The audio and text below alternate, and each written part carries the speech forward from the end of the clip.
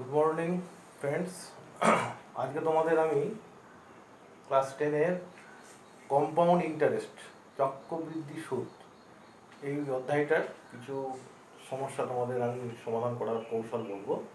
এবং এটা তোমরা জানো যে ক্লাস 10-এর এই একটা পাটিগণিতে 5 নম্বর একটা দীর্ঘ কোশ্চেন থাকে, লং টাইম কোশ্চেন থাকে, এটা 5 নম্বর পাওয়া যায় সাধারণত। প্রফিট অ্যান্ড লস, ইন্টারেস্ট বা সমহার বৃদ্ধি এগুলো থেকে থাকেই। তো কম্পাউন্ড ইন্টারেস্টটা খুব সহজ অঙ্ক থাকে, সেই জন্য তোমাদের আমি কিছু টিপস দেবো। এই ক্লাসটা তোমরা ফলো করো। এই ক্লাসটা ফলো করলে তোমরা আশা করি সব অঙ্ক করতে পারবে এবং কিছু হোমওয়ার্ক দিয়ে দেবো। তো এখন যেহেতু স্কুল হচ্ছে না, কাজে তোমাদের এখন এইভাবেই পড়াশোনা করতে হবে। মন দিয়ে খুব পড়াশোনা করো এবং দেখো কীভাবে কী করছে। আমরা প্রথমেই জানবো যে চক্রবৃদ্ধি সুদ। চক্রবৃদ্ধি সুদ এটাকে ইংরেজিতে বলা হয় কম্পাউন্ড ইন্টারেস্ট। কম্পাউন্ড ইন্টারেস্ট বা চক্রবৃদ্ধি সুদ সাধারণত সংক্ষেপে বলা হয় সিআই। আমরা আগে পড়েছি যেটা, সেটা হচ্ছে সরল সুদ। এখানেও লাগবে এটা। সরল সুদ হচ্ছে সিম্পল ইন্টারেস্ট, এটাকে এসআই বলা হয়। তো সিম্পল ইন্টারেস্ট ক্ষেত্রে দেখেছিলাম যে আমাদের সিম্পল ইন্টারেস্ট যেটা বার করেছিলাম সেটা ছিল পিটিআর বাই 100। পিটা ছিল প্রিন্সিপাল মানে আসল, পিটা ছিল টাইম, আর হচ্ছে রেট অফ ইন্টারেস্ট বাই 100 করলেই আমরা ইন্টারেস্টটা পেয়ে যাচ্ছিলাম। কম্পাউন্ড ইন্টারেস্ট ক্ষেত্রে এই সূত্রটা হবে আলাদা।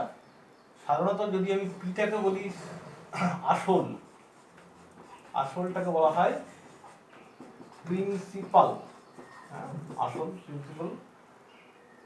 এটাকে বলা হয় ফাইনাল অ্যামাউন্ট বা সবৃদ্ধি মূল বলে বাংলাতে, সবৃদ্ধি মূল, বা এটাকে বলা হয় ফাইনাল অ্যামাউন্ট। আর আটটাকে আমরা যদি এটাকে বলছি রেট অফ ইন্টারেস্ট, তাহলে অ্যামাউন্ট সব সময় হবে P into 1 plus R by 100 whole to the power N. এটা হচ্ছে মূল সূত্র। P A amount A equals to P into 1 plus R by 100 whole to the power N. এটা হলো চক্রবৃদ্ধি অঙ্ক করার প্রথম সূত্র। এটা যখন সুদটা প্রতি 1 বছর অন্তর দেবে। আমি এটাকে একটু মুছে দিলাম, তোমাদের সুদগুলো পরপর লিখবো। দেখো, যদি এটা 1 বছর অন্তর সুদ দেয় সেরকম তার টোটাল অ্যামাউন্ট কত হবে। 1 নম্বর ছেলে ছিল অ্যামাউন্ট সমান P into 1 plus R by 100 whole to the power N. তাহলে এটা অ্যামাউন্ট, ফাইনাল অ্যামাউন্ট, সবৃদ্ধি মূল, এটা প্রিন্সিপাল আসল, আর হচ্ছে রেট অফ ইন্টারেস্ট। 1 বছর প্রতি 1 বছর অন্তর সুদ দেবে, 1 বছর অন্তর সুদ দেবে। 2 নম্বর কি না, a equal to P 1 plus R by 2 into 100, এখানে n ইন্টু 2, দেখো এখানে 2 মাল্টিপ্লাই করলাম, এখানে 2 মাল্টিপ্লাই করলাম, তাহলে এটা কি হবে 12/2, মানে 6 মাস অন্তর যখন সুদ প্রদেয় হবে, 6 মাস অন্তর সুদ প্রদেয় হবে।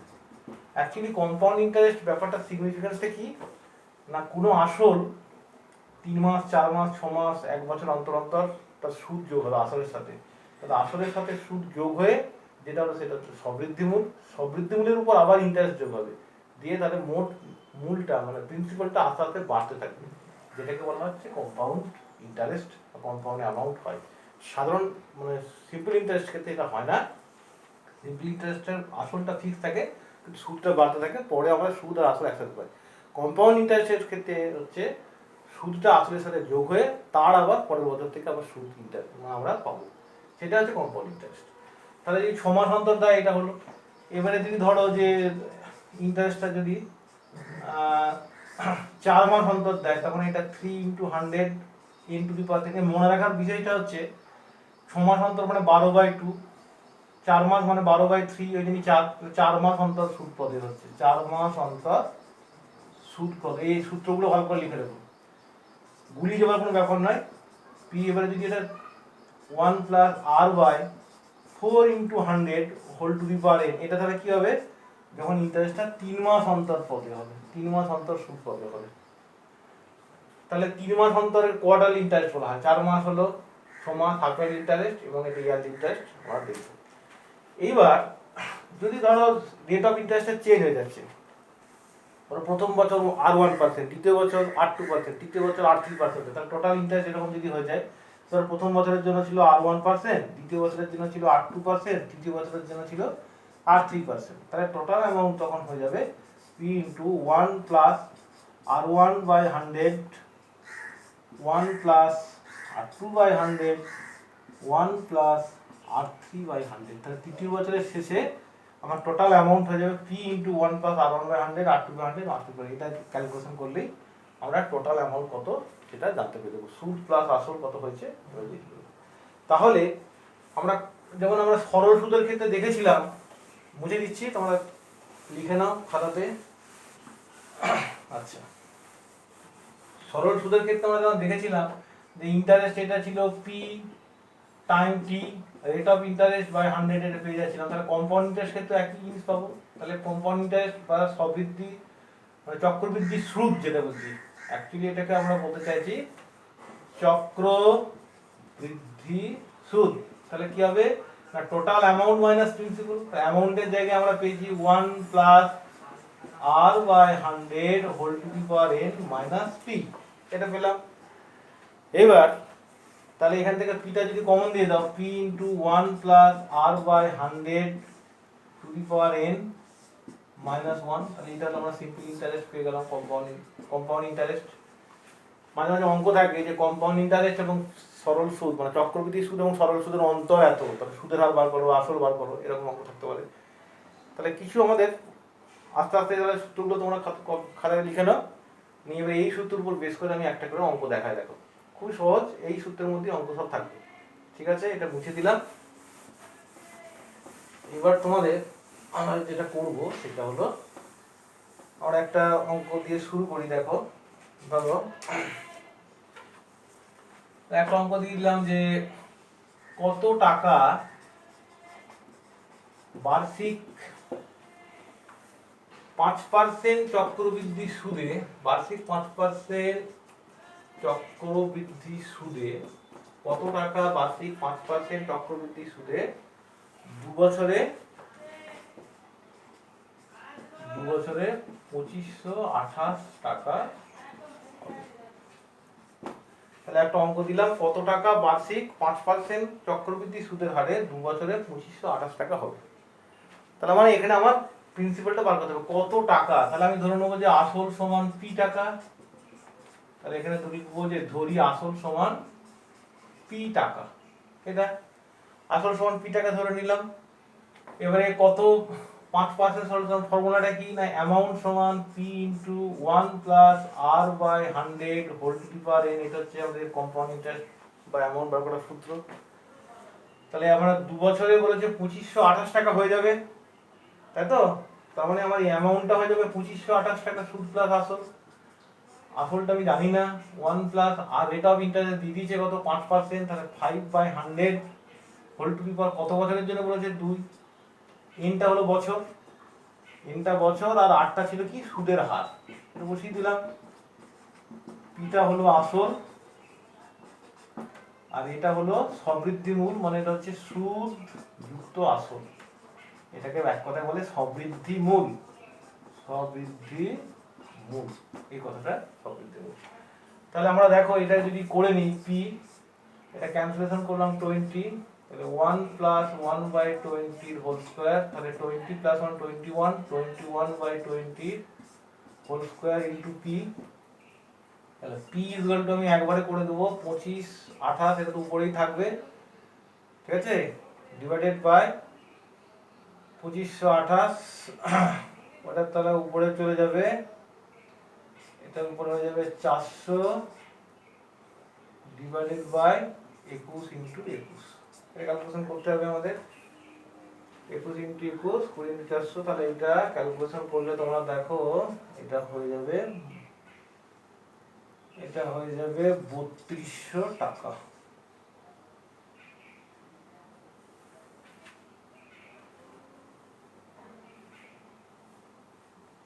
এটা 3528 টাকা হবে, হ্যাঁ এটা 3528 টাকা হবে, অ্যামাউন্টটা 3528 টাকা হবে।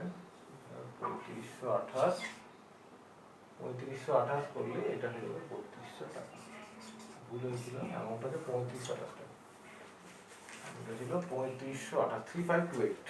তাহলে অ্যামাউন্টটা 3528, এটা করলে পিটা হয়ে যাবে, ক্যালকুলেশন করে নেবে তোমরা 3200 টাকা। সময়ের অভাবে করতে পারছি ক্যালকুলেশন, তুমি নিজে করে নেবে। তাহলে এটা প্রিন্সিপাল পেয়ে গেলাম 3200 টাকা। আচ্ছা এইবার নেক্সট অঙ্ক ধরো, এটা তাহলে আমি আসল বার করা শেখালাম। এবারে তোমরা যা যা করবে করে নাও। ধরো একটা এবার আমি তোমাকে একটা সুদ বার করতে দিলাম, যে সুদ বার করতে দিলাম একটা 2 নম্বর সাম্বার দেখছি, যে বার্ষিক 5% সুদের হারে 10,000 টাকার 2 বছরের চক্রবৃদ্ধি সুদ কত? চক্রবৃদ্ধি সুদ সঙ্গ দিলাম বার্ষিক 5% সুদের হারে, বার্ষিক 5% সুদের হারে 10,000 টাকা 2 বছরের চক্রবৃদ্ধি সুদ কত? তো আমরা ওই ফর্মুলায় লাগবো এখানে। তাহলে দেওয়া রয়েছে বার্ষিক মানে রেট অফ ইন্টারেস্টটা দিয়ে দিয়েছে 5%, আর এনটা এখানে দেওয়া আছে 2 বছর। চক্রবৃদ্ধি সুদ আমাকে সিআইটা বার করতে হবে। অ্যামাউন্ট কিছু দেওয়া আছে, অ্যামাউন্ট দেওয়া নাই। সুদের হারে 10,000 টাকার ইয়েটা দিয়ে দিয়েছে, তোমার প্রিন্সিপাল দিয়ে দিয়েছে। প্রিন্সিপাল কত? 10,000 টাকা।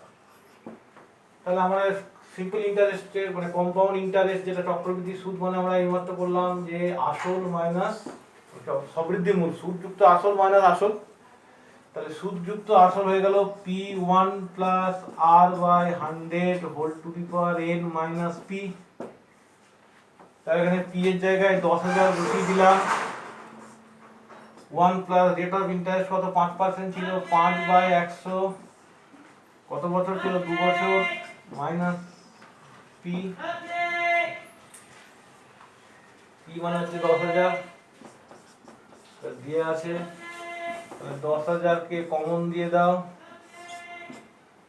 1 প্লাস 520 হয়ে গেল, 20 প্লাস 1 আছে এখানে কিছু নেই, মানে 21/20 এর হোল স্কয়ার মাইনাস 10,000। তাহলে 10,000 এখানে কমন দিলাম, তাহলে 21/20 ইন্টু 21/20 মাইনাস 1। এটা ক্যালকুলেশন করতে হবে।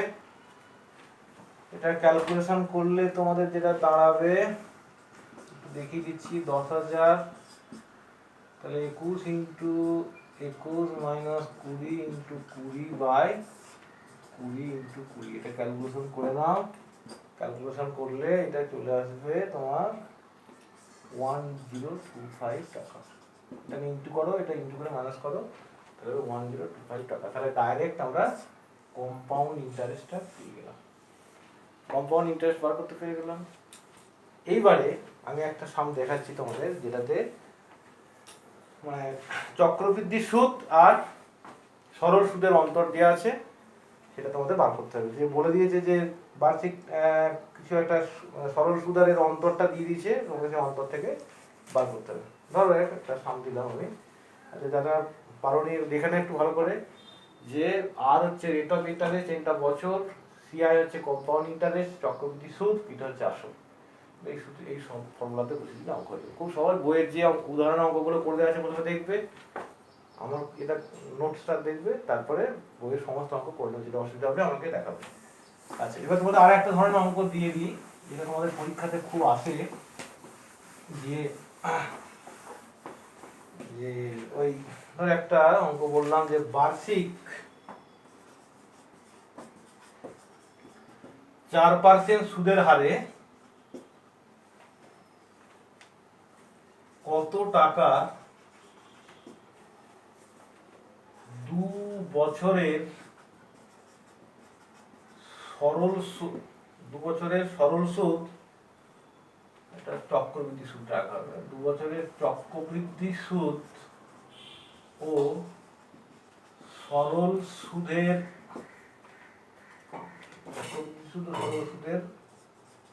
অন্তর, চক্রবৃদ্ধি সুদ ও সরল সুদের অন্তর, সরল সুদের অন্তর কত বলছে? 80 টাকা হবে।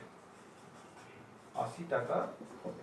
বার্ষিক 4% হারের সুদে বার্ষিক 4% হারের সুদে কত টাকার 2 বছরের চক্রবৃদ্ধি সুদ ও সরল সুদের অন্তর 80 টাকা হবে। তাহলে আমরা প্রথমেই দেখে নেবো যে সরল সুদ সিম্পল ইন্টারেস্টটা কত।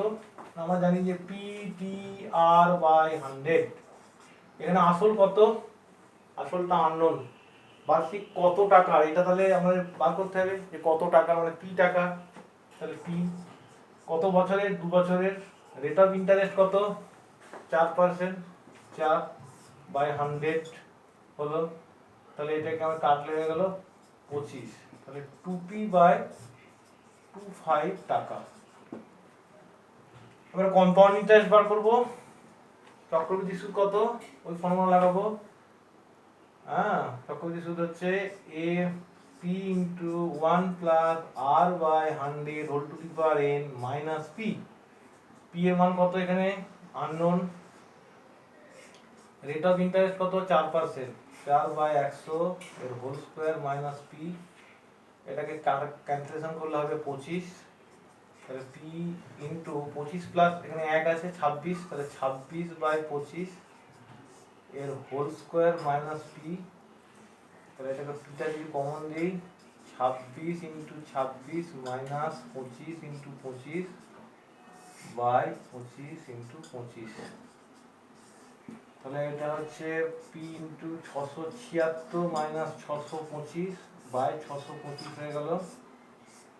তাহলে এটাকে লেখা যেতে পারে, দ্যাট ইজ এটা হয়ে যাবে 5 6 1 2 করলে 7 5 51P/625 ইকুয়াল টু এত টাকা। তাহলে এবারে আমাদের শর্তানুসারে কি লিখবো, শর্তানুযায়ী কি লিখবো না, অন্তর বলেছে 80 টাকা। তাহলে চক্রবৃদ্ধি সুদ কত হলো 51P-625 মাইনাস সরল সুদ কত, এই যে পেয়েছি 2P/25, এটা ইকুয়াল টু হচ্ছে 80। তাহলে এখান থেকে আমরা সহজেই বার করে নেবো। পিটা কমন দিয়ে দাও, তাহলে এখানে হলো 51 মাইনাস 25 দুগুণে 50 বা এলসিএম হলো 625 ইকুয়াল টু হলো 80। তাহলে পি হয়ে গেল 80 ইন্টু 625/1। এটা ক্যালকুলেশন করলে দাঁড়াচ্ছে কত, এটা 80 ইন্টু 625 করে ফেলো 648 আর 2000 মানে 50,000 টাকা, 50,000। আসল হয়ে গেল 50,000 টাকা। এই ধরনের অঙ্ক একটা 5 মার্কস থাকবে, দীর্ঘ উত্তর ভিত্তিক প্রশ্ন তোমাদের অ্যারিথমেটিকে থাকে। খুবই সহজ, যে বার্ষিক 4% হারে কত টাকার 2 বছরের চক্রবৃদ্ধি সুদ ও সরল সুদের অন্তর 80 টাকা হবে।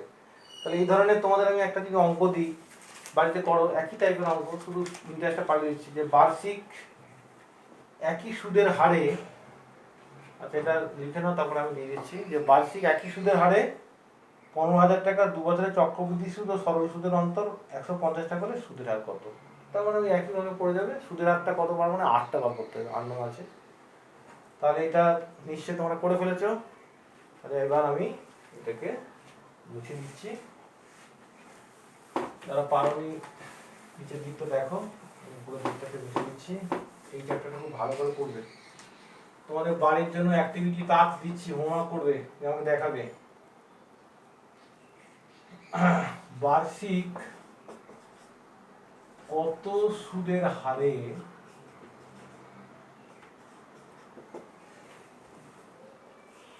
15,000 টাকা 2 বছরের চক্রবৃদ্ধি সুদ ও সরল সুদের অন্তর 150 টাকা হলে, আচ্ছা বার্ষিক কত সুদের হারে 15,000 টাকা 2 বছরের চক্রবৃদ্ধি সুদ ও সরল সুদের অন্তর 150 টাকা হবে। এটার অ্যান্সারটা হবে 10%। এটা করবে। আর একটা দিয়ে দিচ্ছি,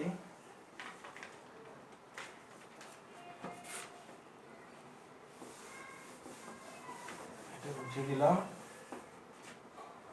1 নম্বর 2 নম্বর দিয়ে দিচ্ছি, বার্ষিক 10% হারে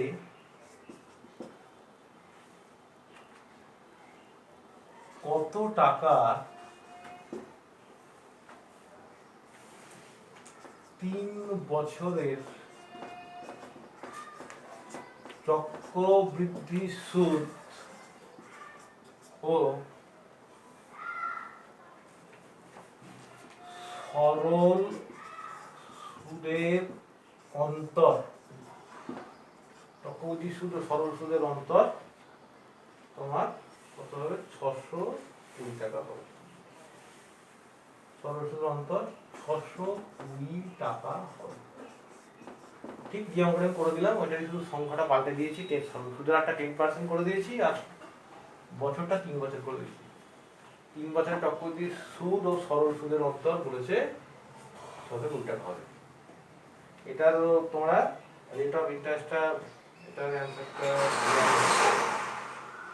তোমরা বাড়িতে করবে। বার্ষিক 10% সুদের হারে কত টাকা আসো সরল সুদের হারে এটা হবে, সেটা বার করবে। তো একই রকম ভাবে করবে যে বার্ষিক 10% হারে কত টাকা 3 বছরের চক্রবৃদ্ধি সুদ ও সরল সুদের অন্তর 620 টাকা হবে। ঠিক যেমন আমরা দেখালাম এরকম করবে। তাছাড়া তোমরা আরো কয়েকটা অঙ্ক প্র্যাকটিস করবে। যে আর একটা দিলাম যে বার্ষিক 5% সুদের হারে 10,000 টাকার 2 বছরের চক্রবৃদ্ধি সুদ কত?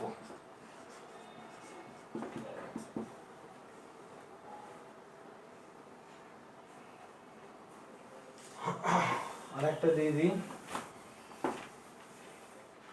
আর এটা একটু সংখ্যাটা পাল্টে দিই। বার্ষিক এটা কাজ করে নাও 10% হারে, বার্ষিক 10% হারে 10,000 টাকাটা 20,000 টাকা করে নাও, 20,000 টাকা এটাকে 3 বছরে করে নাও। বার্ষিক 10% সুদের হারে 20,000 টাকা 3 বছরের চক্রবৃদ্ধি সুদ কত হবে? এই ধরনের একটা আমাকে করে দিয়েছিলাম, আমি পাল্টে দিলাম। 4 নম্বর দেখো আরেকটা দিয়ে দিই, 5,000 টাকা 2 বছরের চক্রবৃদ্ধি সুদ 408 টাকা হলে বার্ষিক সুদের হার কত? বার্ষিক সুদের হার কত? 5,000 টাকা 2 বছরের চক্রবৃদ্ধি সুদ 408 টাকা হলে বার্ষিক সুদের হার কত? এটা 2013 মাধ্যমিকে পড়েছিল, 2013 মাধ্যমিকে পড়েছিল। এটার অ্যান্সারটা হবে 4%। বাড়িতে করবে, ফর্মুলা জাস্ট লাগাবে, ওই জাস্ট এই ফর্মুলাটা লাগিয়ে দিবে, অ্যামাউন্ট সমান P সমান 1 প্লাস R বাই 100 whole to the power n। ব্যাস, 5,000 টাকা 2 বছরের চক্রবৃদ্ধি সুদ 408 টাকা। এবারে চক্রবৃদ্ধি সুদ মানে CI সমান হয়ে যাবে কত? Amount minus principal. এই সূত্রটা অ্যাপ্লাই করবে, দিয়ে তাহলে 8টা আননোন হয়ে যাবে, 8টা পেয়ে যাবে। ঠিক আছে, এরকম দিলাম। আচ্ছা, কালকে তোমাদের ফিজিক্যাল সায়েন্সের হোমওয়ার্কটা দিতে ভুলে গেছিলাম। ফিজিক্যাল সায়েন্সের হোমওয়ার্কটা এর সাথে দিয়ে দিচ্ছি, তোমরা এর সাথে ফিজিক্যাল সায়েন্সের হোমওয়ার্কটা করবে, অ্যাক্টিভিটি কাজটা। কালকে আমার আসলে সময় ছিল না, লাইন চলে লোডশেডিং হয়ে গেছিল, এই হোমওয়ার্কটা দেওয়া হয়নি। আজকে ফিজিক্যাল সায়েন্সের অ্যাক্টিভিটিটা দিয়ে দিচ্ছি। আমি যেটা করেছিলাম 5 তারিখে 5/8/2020 ফিজিক্যাল সায়েন্সের অ্যাক্টিভিটি টাস্ক, ওটাতে পড়েছিলাম আমি কি বলতো, আলোর প্রতিসরণ পড়ানো হয়েছিল। তো আলোর প্রতিসরণের আমরা এই ইয়েগুলো দিলাম, তোমাদের হোমওয়ার্কগুলো দিলাম। 1 নম্বর সূত্র হচ্ছে আলোর প্রতিসরণ হচ্ছে, প্রথম দেবো প্রতিসরণ কি,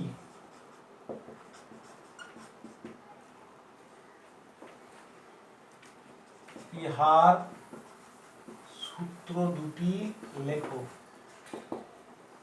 2 নম্বর প্রতিসরাঙ্ক কাকে বলে। 3 নম্বর হচ্ছে আপেক্ষিক ও পরম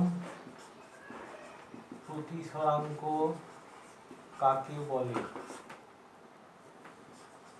গাণিতিক ভাবে ব্যাখ্যা দাও। 4 নম্বর সমান্তরাল কাঁচ ফলকে আলোর প্রতিসরণের ক্ষেত্রে দেখাও যে নির্গমন রশ্মি ও আপতিত রশ্মি সমান্তরাল।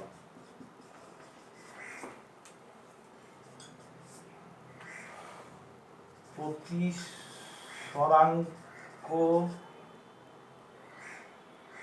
কাকে বলে? ইহা কি কি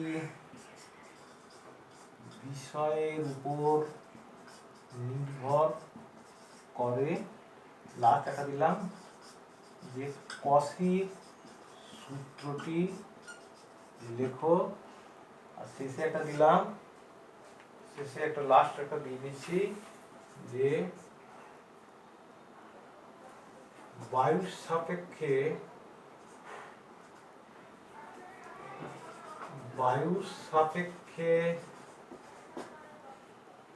জলের প্রতিসরাঙ্ক 4/3 আর বায়ুর সাপেক্ষে কাঁচের প্রতিসরাঙ্ক 3/2। তাহলে জল সাপেক্ষে কাঁচের প্রতিসরাঙ্ক কত? মানে তোমাদের এটা বলে দিচ্ছি, হিন্ট দিয়ে দিচ্ছি যে বায়ু সাপেক্ষে জলে মানে এ মিউ ডাব্লিউ দেওয়া রয়েছে 4/3, কাঁচের প্রতিসরাঙ্ক বায়ু সাপেক্ষে এ মিউ জি দেওয়া রয়েছে 3/2। তোমাকে বার করতে হবে জল সাপেক্ষে কাঁচের প্রতিসরাঙ্ক ডব্লিউ মিউ জি, তোমাকে বার করতে হবে, বার করবে, যেটা হবে না হলে আমাকে বলবে। ঠিক আছে, আজকে অবধি থাকলো সমস্ত হোমওয়ার্কগুলো ম্যাথ এবং ফিজিক্সের। হ্যাঁ, তোমরা বাড়িতে করবে, করে না পারলে আমাকে দেখাবে, অবশ্যই পড়াশোনা করবে, সবাই কিন্তু করছো না, না করলে নিজেরাই মাধ্যমিক পরীক্ষা দিচ্ছ, ক্লাসগুলো করো, স্কুল এখন হচ্ছে না, বাড়িতে ভালো করে পড়ো, সুস্থ থাকো, ভালো থেকো, ঠিক আছে।